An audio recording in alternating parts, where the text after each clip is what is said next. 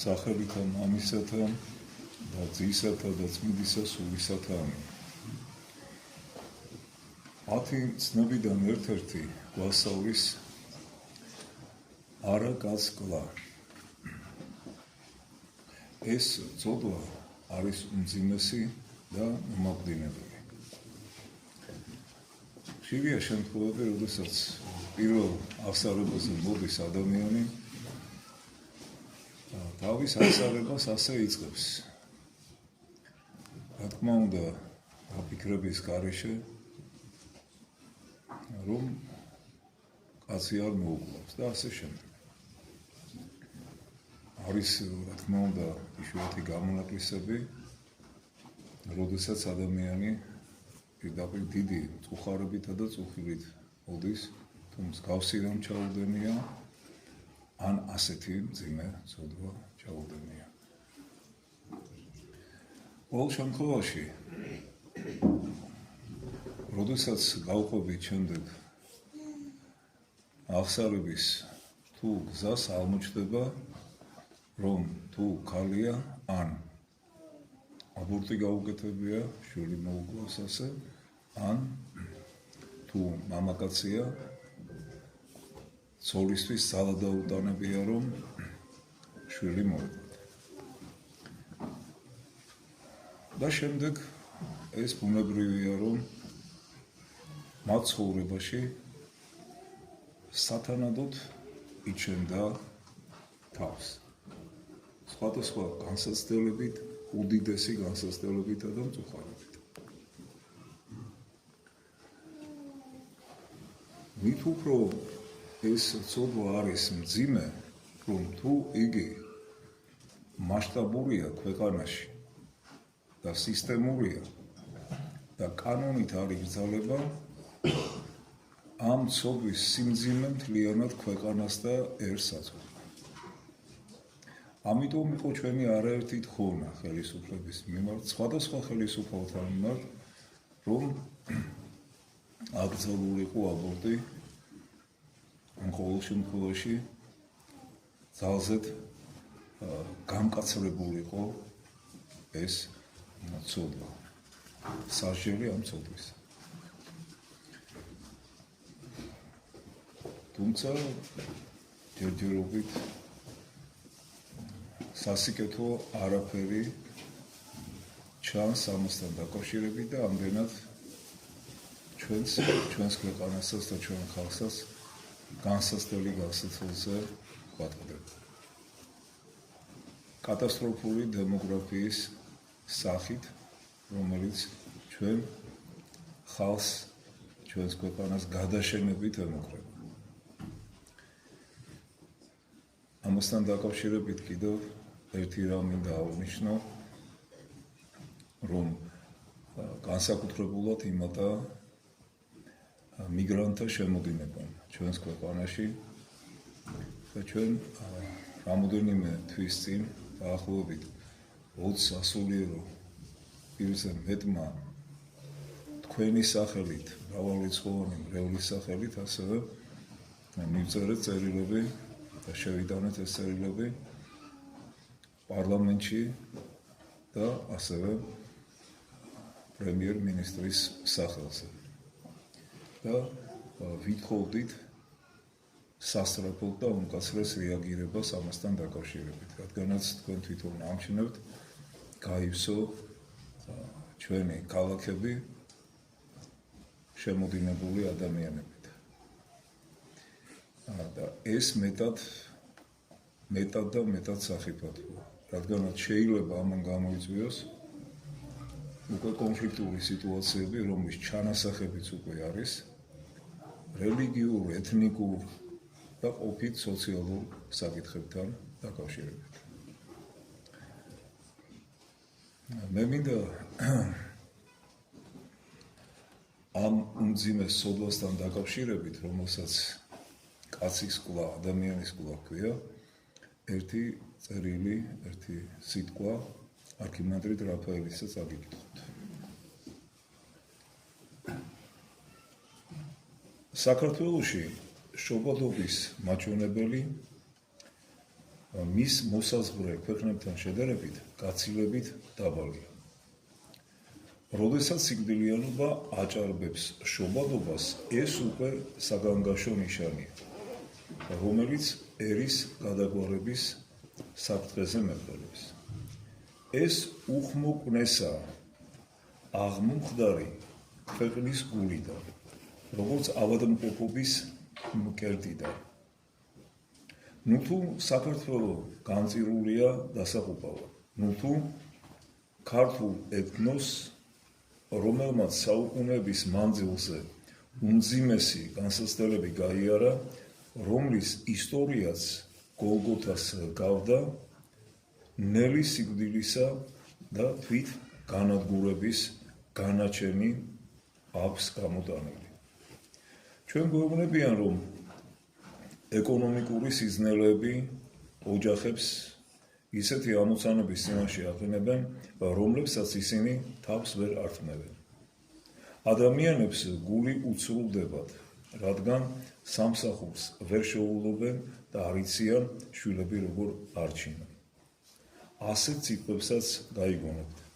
ადამიანები ბავშვების გაჩენაზე პასუხისმგებლობას ვერ იღებენ თავიანთ თავზე, საკუთარი შვილების წინაშე. ეს გარკვეულწილად სიმართლეც არის, მაგრამ ჩვენი აზრით მხოლოდ ნაწილობრივ. სიღარიბის გამო ოდესმე ერი რომ გადაგვარებულიყოს, ასეთი რამ ისტორიას არ ახსოვს. პირიქით ჩვენ შეგვიძლია უახლოესი ისტორიის სხვა მაგალითებზე მივუთითოთ. ალბანელები, რომლებიც სერბეთის ისტორიულ ტერიტორიაზე დასახლდნენ, სერბებთან შედარებით ცუდ ეკონომიკურ პირობებში იმყოფებოდნენ.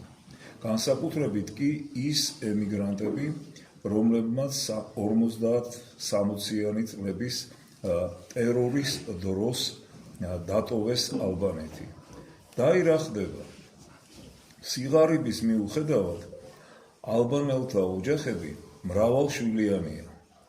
აბორტების რიცხვი მათში გაცილებით მცირეა ვიდრე სერბებში და უცხოეთიდან ჩამოსულები მუდმივ მაცხოვრებლებს თანდათანობით ავიწრუებენ. შედეგად კი სერბეთმა დაკარგა ან თითქმის დაკარგა თავისი ერთ-ერთი მთავარი სულიერი და კულტურული ცენტრი კოსოვო, რომელთანაც დაკავშირებულია ამ ქვეყნის მთელი ისტორია. სერბეთის პატრიარქმა პავლემ ანათემას გადასცა, ანუ ეკლესიისაგან განკვეთა და შეაჩვენა ის ექიმები, რომლებიც აბორტს აკეთებენ და აგრეთვე ის პირები, რომლებიც აბორტის პროპაგანდას ეწევიან. კიდევ სხვა მაგალითების მოყვანა შეიძლება, მაგრამ განაღა საჭიროა, განა ზნეობრივი საქციელი იქნება, ბავშვს სიცოცხლე წაართვა. იმის გამო, რომ მისთვის ლუკმის გაყოფა არ გინდა.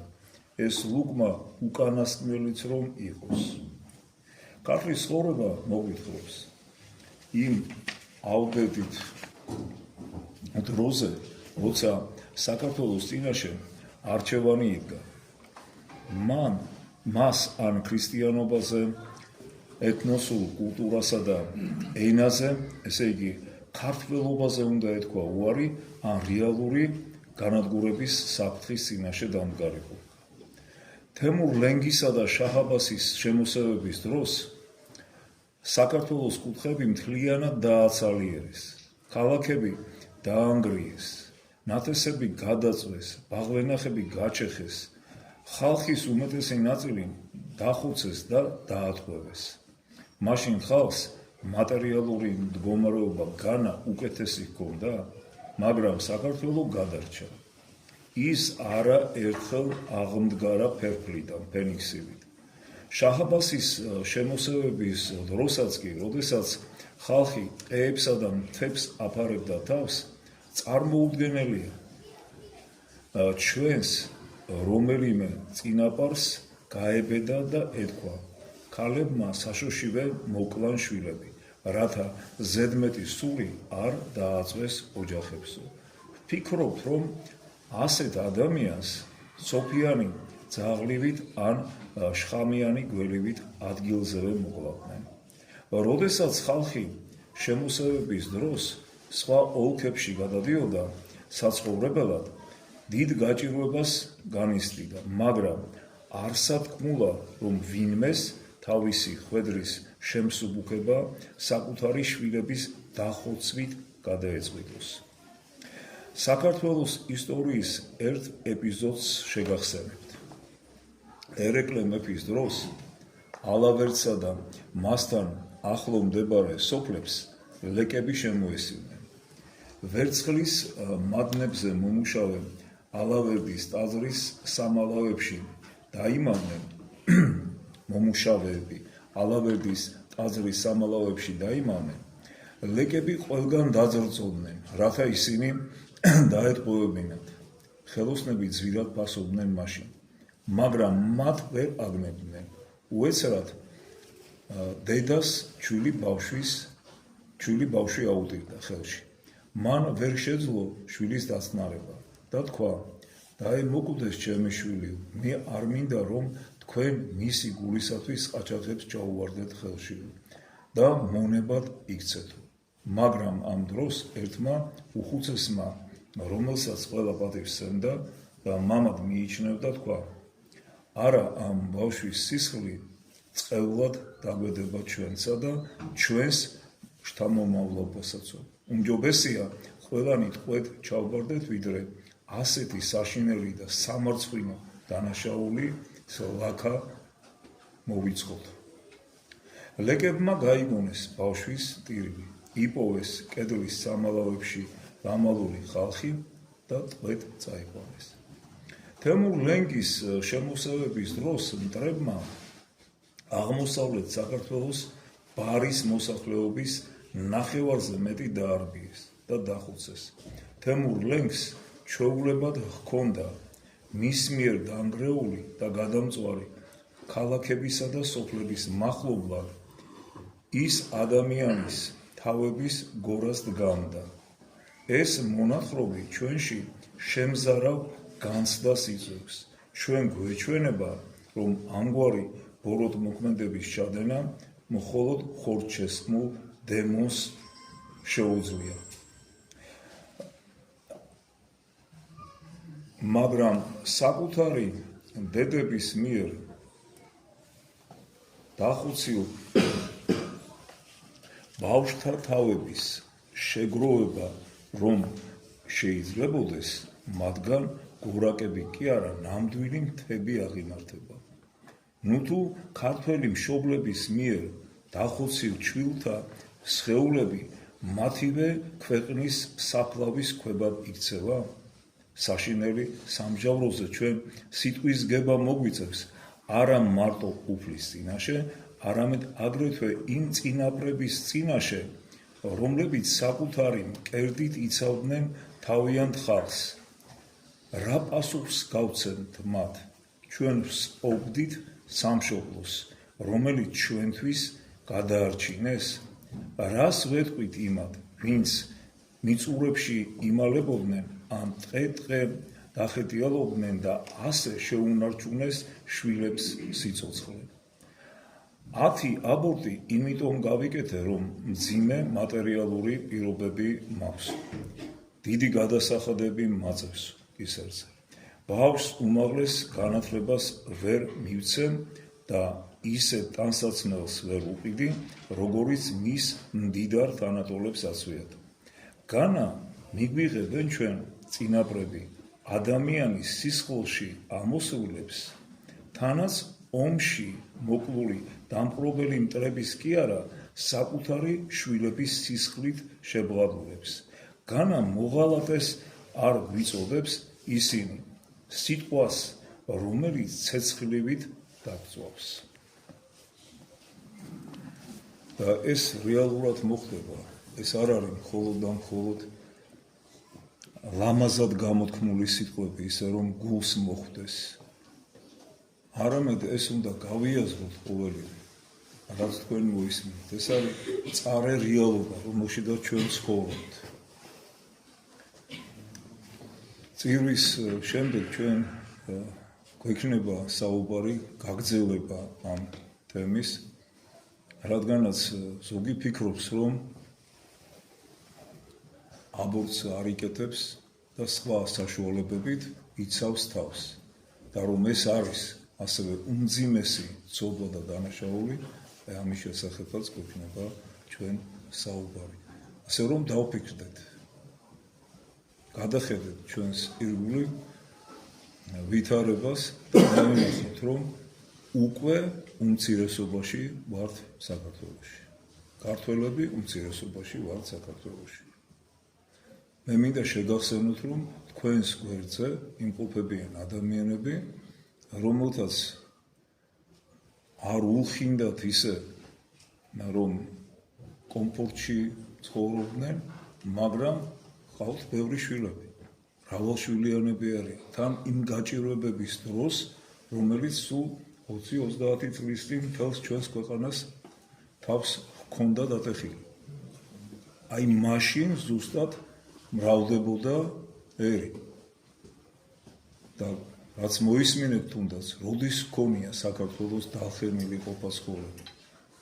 რაც ჩვენ ისტორიულად ვიცით, იშვიათი გამონაკლისის გარეთ სულ ძნელბედობაში ვიყავით. და ამდენი საუკუნის მანძილზე დღემდე მოვედით. ანუ დღეს ჩვენ, ვინც აქ იმყოფებით, ვინც ჩვენს გვერდზე ცხოვრობენ, ყველა ქართველი ვართ პასუხისმგებელი იმაზე, რაც ჩვენს ირგვლივ ხდება. ასე რომ დაფიქრდით ამაზე და ოჯახი, ვისაც გაქვთ ჯერ კიდევ შესაქმნელი, ხო? პირველ რიგში ისეთი მეორე ნახევარი მოძებნეთ, ვინც ამას გაიაზრებს და არა იმას, რომ კარგად ჩაიცვას, კლუბებში იაროს, დისკოთეკებზე, წვეულებებზე, განცხრომაში, ევროპა მოიაროს, თვეში ერთხელ თუ წელიწადში 5-ჯერ რა მნიშვნელობა აქვს ამას და შვილების გაზდაზე ნაკლებად, გაჩენაზე და გაზდაზე ნაკლებად ეფიქროს. ასეთებს გაყვებით და ნურც მოიყვანთ. მოძებნეთ ისეთი ადამიანები, ვინც ზნეობაზე ფიქრობს, ღმერთზე ფიქრობს და საშინელ სამჟავოზე, რომელზედაც წავსდგებით და არა მარტო უფალი მოგთხოვს პასუხს, აი როგორც ჩვენ მოვისმინეთ, არამედ ჩვენი ღირსეული წინაპრებით. ერთმა დაგლოცოთ და გავიგოთ. რაც შეეხება ამ საკითხს ჩასახვის საწინააღმდეგო საშუალებას. მართლაც არის გავრცელებული საზოგადოებაში. ეკითხებიან მამა რაფაელს. მრავალი ადამიანი თვლის, რომ აბორტი მკვლელობაა და მისი გაკეთება დაუშვებელია ქრისტიანებისათვის, მაგრამ თუ გავითვალისწინებთ თანამედროვე ცხოვრების პირობებს, იქნებ ჩასახვის საწინააღმდეგო საშუალებების ხმარება გახდეს დასაშვები. მიუხედავად იმისა, რომ ეს არ ესადაგება ქორწინების ქრისტიანულ გაგებას. ამ საშუალებათა ფართო ასორტიმენტი ხომ ნებისმიერ აფთიაქში გვაქვს. განსაკუთრებით პოპულარული ეგრეთ წოდებული სპირალი. ჩვენ გვეუბნებიან, რომ ჩასახვის საწინააღმდეგო საშუალებების გამოყენებას ის უპირატესობა აქვს, რომ ამ შემთხვევაში არ ხდება ნაყოფის ანუ ქრისტიანული სწავლებით ცოცხალი ადამიანის მკვლელობა. არა მარტო ქრისტიანული სწავლებით, არამედ ეს სამედიცინო დასკვნაც არის. პასუხი. ფარმაცევტები, რომლებიც ამზადებენ და ექიმები, რომლებიც პრაქტიკაში იყენებენ ამ საშუალებებს, მალავენ მათ ნამდვილ მოქმედებას. თვით სახელწოდება ჩასახვის საწინააღმდეგო შემიღებულია, ამ საშუალებებიდან ერთსაც არ შეუძლია მოგცეს სრული გარანტია ჩასახვისაგან დაცვისა. ამიტომ ისინი ნაყოფის მკვლელობისაკენ არიან მიმართულნი. ამ საშუალებათა უმრავლესობას საერთოდ არ აქვს უშუალო კავშირი ჩასახვასთან და პირდაპირ ცოცხალი ემბრიონის მკვლელობაზეა გათვლილი. უმეტეს შემთხვევაში ისინი წამლავენ ემბრიონს. რაც შეეხება ეგრეთ წოდებულ სპირალს, ამ შემთხვევაშიც იმავე სიცრუეს ვაწყდებით. სპირალი ჩასახვას კი არ ეწინააღმდეგება, არამედ უკვე განაყოფიერებული უჯრედის ან ემბრიონის მოძრაობას ეწინააღმდეგება. ქრისტიანული ანთროპოლოგიის ენით რომ ვთქვათ, ამ დროს ხდება მკვლელობა ადამიანისა, რომელსაც უკვდავი სული აქვს, მაგრამ მისი სხეული ჯერ არ არის განვითარებული. ის კარგავს იმ სასიცოცხლო გარემოს, რომელიც აუცილებელია მისი განვითარებისათვის და რამდენიმე დღეში იღუპება. თუ კი ემბრიონი სპირალის მიუხედავად მაინც შეაღწევს დედის სხეულში, მაშინ სპირალი სწორედ იმას ემსახურება, რომ მოწყვიტოს იგი და გარეთ გამოაგდოს. ხდება მკვლელობა, რომლის შესახებაც შესაძლოა არაფერი იცოდეს კალმა. მის სხეულში მექანიკური ან ქიმიური საშუალებით კვდება ცოცხალი ნაყოფი და შემდეგ მენსტრუაციასთან ერთად გამოიდერნება ორგანიზმიდან. ამიტომ ჩასახვის საწინააღმდეგო საშუალებები უმეტეს შემთხვევაში მინი აბორტს იწვევენ და ამ მხრივ სხვა მკვლელობებისაგან არაფრით განსხვავდებიან. კითხვა: მასშტაბამდე აბორტსა და ჩასახვის საწინააღმდეგო საშუალებებს შორის ტოლობის ნიშანი უნდა დაისვას? პასუხი: დიახ, მხოლოდ ერთი დაზუსტებით. ჩასახვის საწინააღმდეგო საშუალებები გაცილებით მეტ სიცოცხლეს პოვენ, ვიდრე აბორტი. ამ საშუალებათა გამოყენების დროს წელიწადში საშუალოდ რამდენიმე ჩასახვა ხდება, შესაბამისად რამდენიმე მკვლელობა. სამწუხაროდ, ქალების უმრავლესობას არ ესმის, რომ სპირალის ჩადგმით საკუთარ შვილთა პოტენციური მკვლელები ხდებიან. ეკლესია კრძალავს ჩასახვის საწინააღმდეგო საშუალებების მოხმარებას, მაგრამ ზოგიერთი სასულიერო პირი ვერ ერკვევა მათი მოქმედების მექანიზმში და თვლის, რომ მათი გამოყენება თუმცა ცოდვაა, მაგრამ არ არის მკვლელობა და სისხლის ღრა. ისინი ამ ფაქტს ჩვენი თანამედროვე ცხოვრების სასტიკ რეალობად თვლიან, რომელსაც გამოსავალი და ალტერნატივა არ მოეპოვება. ამიტომ ყოფილა შემთხვევები, როცა მოძღვრები ჩასახვის საწინააღმდეგო საშუალებების გამოყენების უფლებას აძლევდნენ თავიანთ სულიერ შვილებს და აზიარებდნენ კიდეც მათ. აღსარებისა და ზიარების დროს ქალის წიაღში ჩასახვის საწინააღმდეგო საშუალებებისაგან შესაძლოა წამებით კვდებოდა მისი შვილი. მკვლელობა ზიარების დროს ჩვენი თანამედროვე სულიერი ცხოვრების საშინელი პარადოქსია. ამდენად თქვენ იცით ამის შესახებ, არაერთხელ გითხოვს ვისაუბრია ჩვენ პირად საუბრებში თუ ასე ამბიონიდან, თუ რაოდენ მძიმე ცოდვაა ჩასახვის საწინააღმდეგო საშუალებას. და კიდევ მეორე ამბავი, გარდა იმისა, რომ დედა ამ უმძიმეს დანაშაულს ჩადის, კლავს თავის შვილს, ამასთან ერთად სასიკვდილო დარტყმას აბანებს საკუთარ თავსაც. რადგანაც სხვადასხვა ქიმიური პრეპარატი თუ აი ეს სახეობა, რომელსაც სპირალი ქვია, უმძიმეს დარტყმას აკენებენ დედის ორგანიზმს და ხშირ შემთხვევაში იწვევენ სხვადასხვა უმძიმეს დაავადებებს, მათ შორის სიმსივნეს. ამიტომ ყველა უნდა დაფიქრდეს ამის შესახებ. და ეს დაავადებებიც სწორედ სასჯელია ჩადენილი უმძიმესი ცოდვის გამო. ჩვენ შევეცადეთ, რომ მოკლედ გვესაუბროთ დღეს ამის შესახებ მამა რაფაელის დახმარებით, მას მადლობა ამისათვის. სასაუბრო კი საკმაოდ ვრცელია. რადგანაც ჩვენ კიდევ ვიმეორებთ ვართ პასუხისმგებლები, აი ჩვენი თაობა, ჩვენი შვილები, მომავალი თაობა ჩვენს ქვეყანაზე. და როგორ ვიცხოვრებთ, როგორი რწმენით და როგორი ზნეობით, იმის მიხედვით მოხდება ჩვენს ქვეყანაში ვითარების, ასე ვთქვათ, ესკალაცია თუ პირიქით მშვიდობის დამყარება. დაძაბულობის ესკალაცია თუ მშვიდობის დამყარება. განსაცდელები თუ მშვიდობა.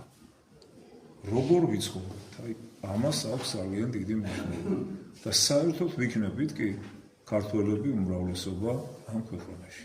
აი ასე დგას უკვე სამწუხაროდ საკითხი.